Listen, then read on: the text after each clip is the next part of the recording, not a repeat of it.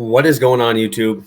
PPS back here. It is the 14th of November. It is our Monday show for our YouTube play of the day. We are coming at you guys with two spots today.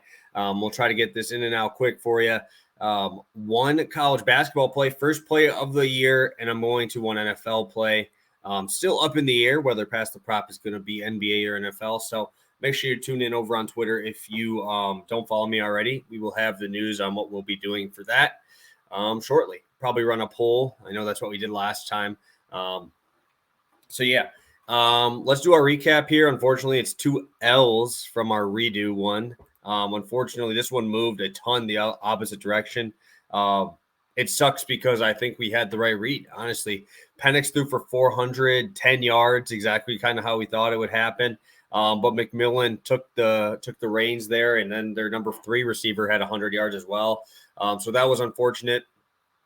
And then posting early, obviously, has its downfalls, I guess. And KJ Jefferson sitting was – I looked at all their beat writers. They said they expected him to play. He went through some of the practices, went out on the field with the team, and then just didn't run the reps. So, yeah, that's unfortunate. I really did not expect to see him not play in this one.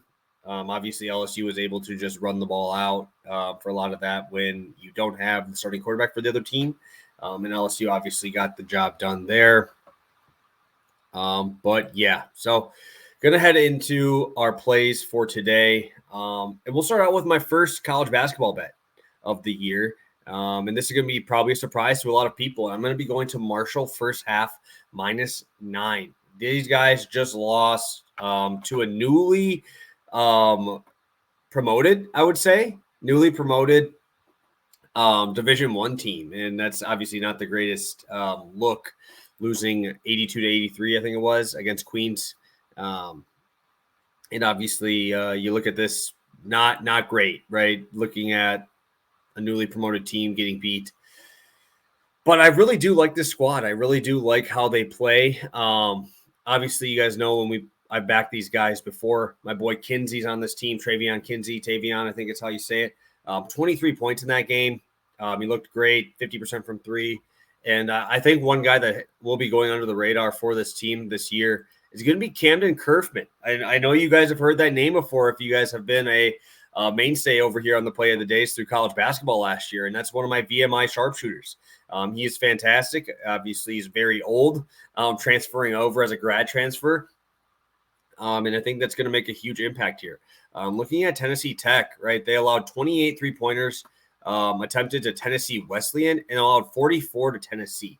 Obviously, a lot of their numbers are going to be skewed because they face Tennessee and they're extremely, extremely talented. But I think Marshall's going to have the ability to shoot the three. The three ball is going to be in their arsenal. We saw 35% as a team last game. And I think Kerfman's going to go higher than 38%. And obviously, Kinsey can absolutely stroke it from out there. I just think talent-wise, Marshall is on another level here. And obviously, coming off of a huge loss, first game, you get to go back home. This is your home opener. Got to get a win here. And Tennessee Tech just played Tennessee Wesleyan, who I don't even think is Division I. They played Tennessee and got absolutely rocked by 30+. But this is a spot where Marshall needs a bounce back. It's your home opener. A lot of energy here. You have the best player on the court almost every single time you step out there with Kinsey. You got shooters around him. I think this is a tough spot for Tennessee Wesleyan or Tennessee Tech taking the step up after that really low level game in that last one. And yet the first half was tied, right? It was 31-31.5 in the Tennessee Tech game against Tennessee Wesleyan. So I think Marshall just absolutely storms out of the gate. A lot of energy. I think we get this job done here. I think Marshall blows them out. Their pace is just so fast, right?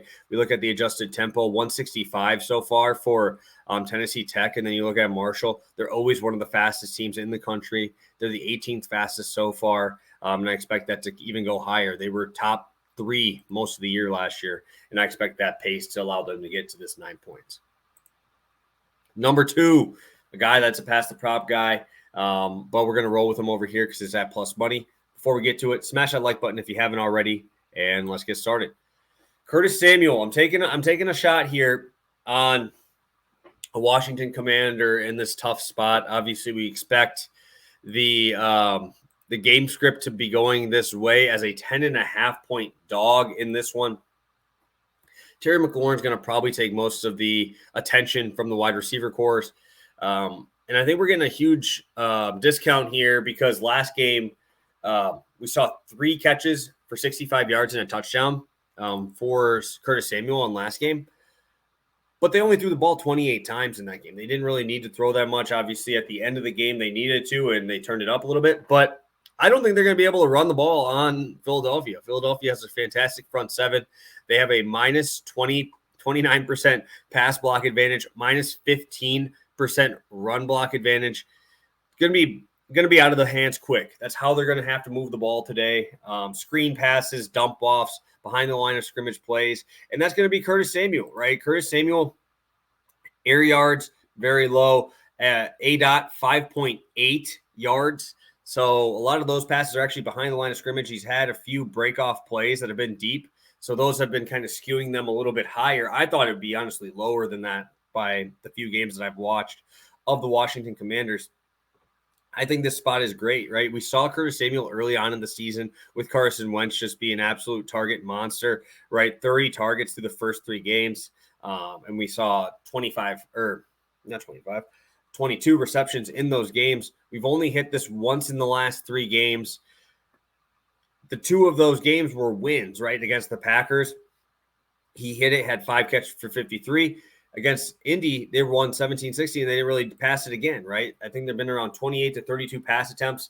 But in this game, I don't think particularly going to be close. Philadelphia is the number 1 first half scoring team in the NFL. If they fall behind, I think they're going to have to put it on the back of Taylor Heineke and get the ball out quick so he does not get destroyed.